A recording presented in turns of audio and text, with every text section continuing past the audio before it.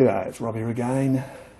Well, if you've got a metal lathe or a piece of machinery that's got ball oilers on it, which they usually do have, you need an oil can that actually, push in the little ball and pump in the oil under pressure. There's not many around these days that will do it, like,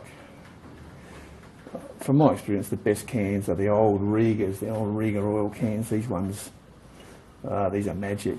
They're a high pressure oil can. I think they're a copy of a British Bames, and they look pretty near identical. And these have got the little brass tip, and they just go on the ball oiler port. And you give it a couple of pumps. Oh, look at that! Whoops! And the oil goes in, no sweat. Now these things are marvellous. They're excellent, and of course they don't make them anymore, so you've got to buy them second hand. And now they're really collectible, and everybody realises that's got machinery that these are the way to go, and it's a pity they stopped making them. They're bulletproof, and they go forever basically, and they're beautifully made. So yeah, if you go and buy them off of, say, eBay, you're up to sort of $35–40 for a reasonably good one. Then you've got to pay, another $20 postage, so you're up to sort of $50–60 for an oil can. So if I ever see these things on Gumtree, for the right money, $10 basically, around there, $10 or less, maybe 15, I'll snap them up. And I do sort of have a few of these oil cans, I must admit. Last count I was up to sort of 7, I think, could be 8, I lost track. But anyway, that's nothing, that's just, can never be too careful, So anyway, the brother-in-law, he rings me the other day and says, "Hey Rob, there's an oil can on Gumtree for like $5, a Rieger, $10. $10. I thought, negotiable. I thought, wow, $10 negotiable. Is it still there? Yeah. Well, I better have a look at that then. So, yeah, I had a look and, well, yeah, I got it. Here it is. I'll show you. So here's the latest oil can. Now,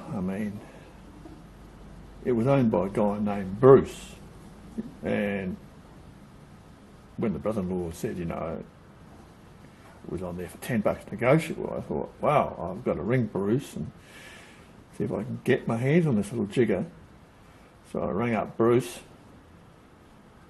and I said, "Oh, you still got that oil can, mate?" And he goes, "Yeah, I got the oil can."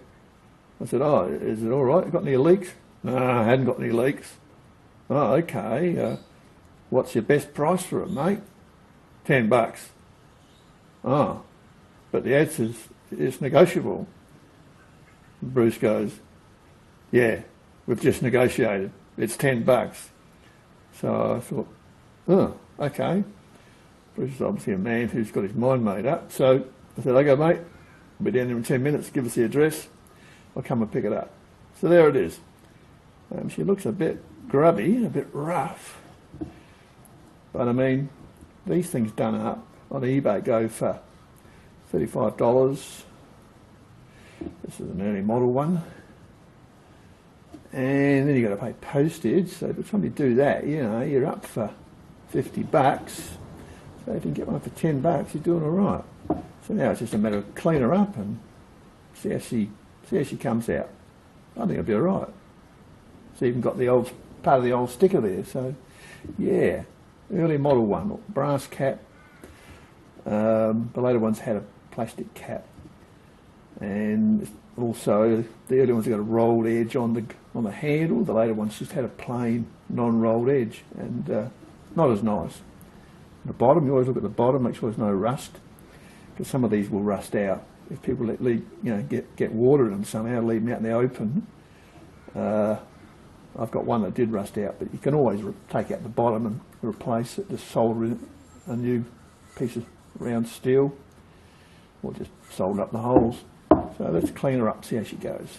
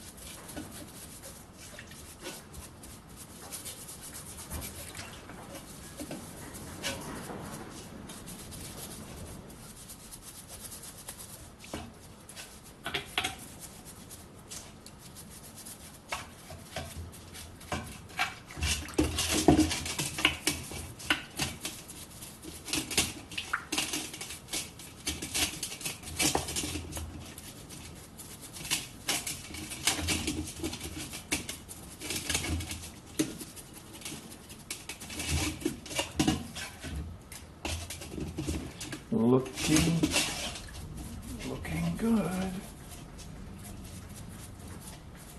Maybe what a bit of benzene will do, a bit of the old petroleum. Gas, as the Americans like to say. Got gas. Give me the gas, man. There's a bit of oil in this thing, so we'll give it a pump out afterwards.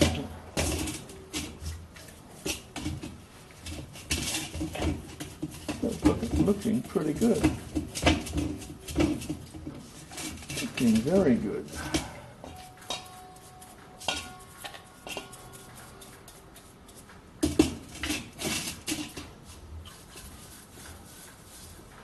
I think it looks terrific.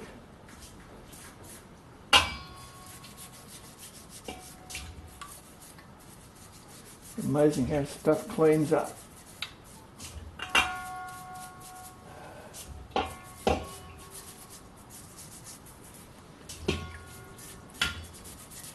This is an old stainless steel bowl I got off the side of the road, junk day.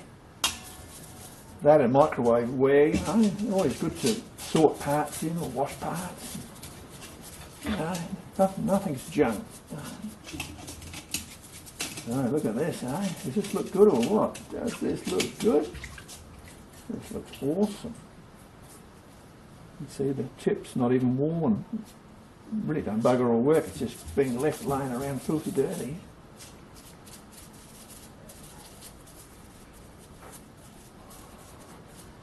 We're done. It's as simple as that. We're all done. Look at that. Look at this thing. These things squirt like hell. They're beautiful. Awesomeness. Get a rag. So how's that?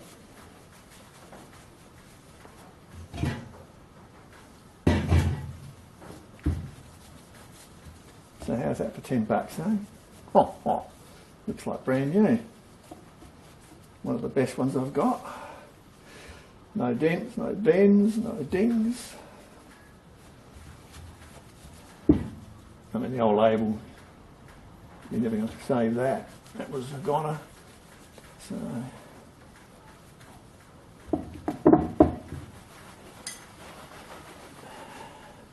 yeah. One hell of a good oil can.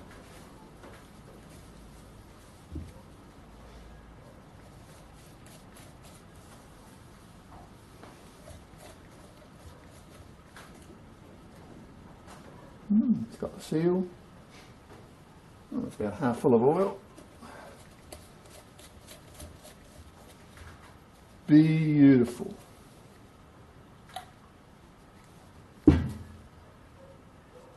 Bit of engine oil. So if you do wash stuff off, use these nitride or nitrite gloves. They'll save your hands and stop you getting cracks in your fingers from drying them out. And it's just a healthier, safer way to do it. And they're cheap. And these are really good ones. These are nice thick ones. But yeah, I just keep the old can of the old petrol that's used over and over again to wash off parts, and then just the dirt settles to the bottom, and then just keep reusing it and do your final wash. If it's, say, machine parts, you do your final wash in clean petrol. So I'll just put that back in the tin in a minute and we'll be right.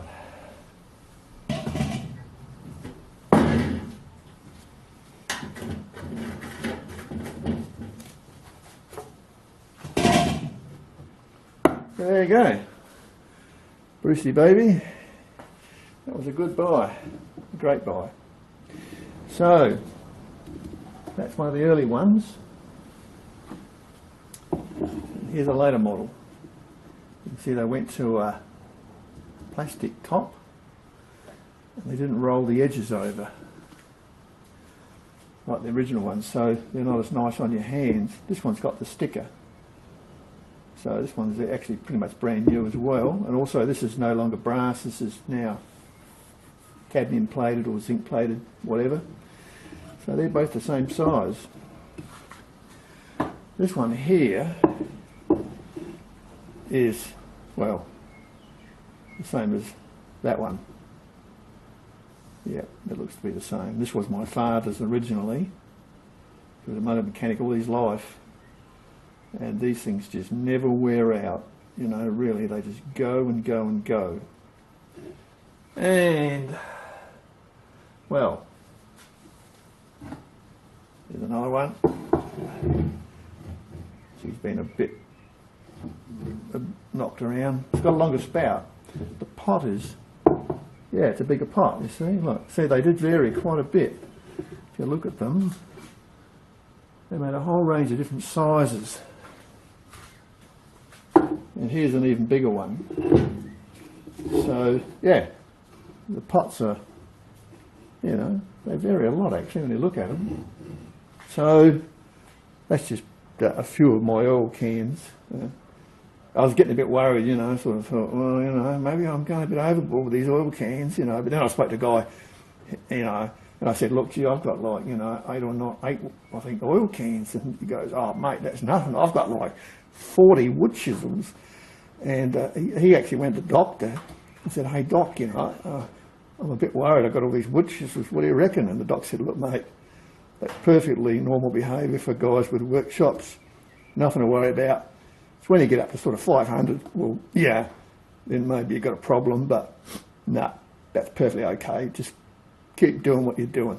So, yeah, that made me feel a lot better. I was getting a bit concerned. So, anyway, that's it from me. Yeah, well, great. You know, I mean, you just never know when the oil can might fail or run dry, and yeah, you got to play safe with the workshop. Okay, that's it from me. Hope you found it interesting. See you next time. Cheers.